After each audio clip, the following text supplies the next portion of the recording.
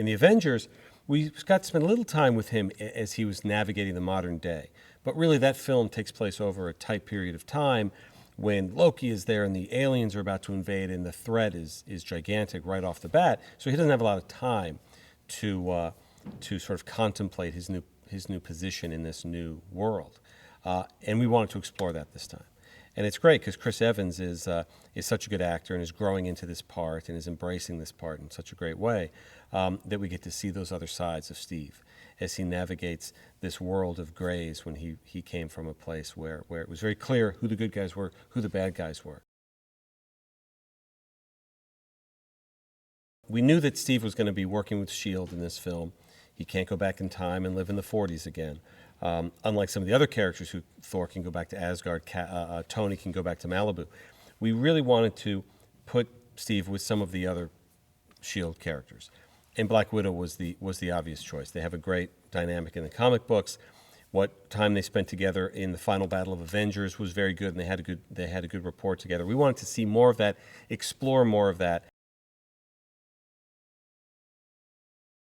Well, it's a very, very important mantle to take when you take on any beloved Marvel character, and the Falcon is one of the most beloved Marvel characters going back for years and years. So it's always a big responsibility for us to find the right actor, and when we do, one of the ways we know they're the right actor is when they realize what a responsibility it is, and Anthony Mackie embraced this part right alongside all of the great actors that have inhabited our roles. He knew it was important, but at the same time, he wanted to have fun with it. So right off the bat in the film, the audience is laughing with him and laughing with Sam Wilson and really getting into his character. He's sort of the eyes of the audience in some way. He finds himself thrust into the middle of half of the Avengers and a huge storyline that has great stakes to it. But he's the eyes of the normal person. And even though he gets his pack and he gets his wings and he can fight alongside the best of them, for a large part of the movie, he's sort of trying to figure out. We want to find filmmakers who can take what we have from the comics. We generally outline the story and know essentially what we want to tell, but we want somebody to come and elevate it. In our meetings with the Russo brothers, I was a huge fan of their work on Community, a huge fan of their work on Arrested Development.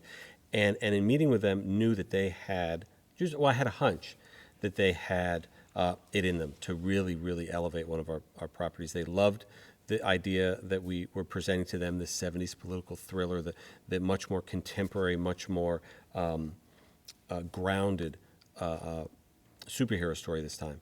And they have embraced it and improved it and delivered what I think is the best pure action film we've ever made.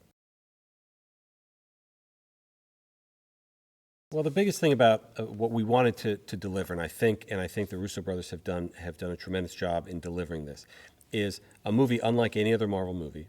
It is tonally very, very different. It's got the humor, it's got the action, but at the same time, we see characters exploring sort of their situations in a much deeper and richer way than we've done in the other films. And there's a level of action in this film and a level of practical action, of actual stunts, of actual car chases, that is above and beyond anything we've done in any of our films.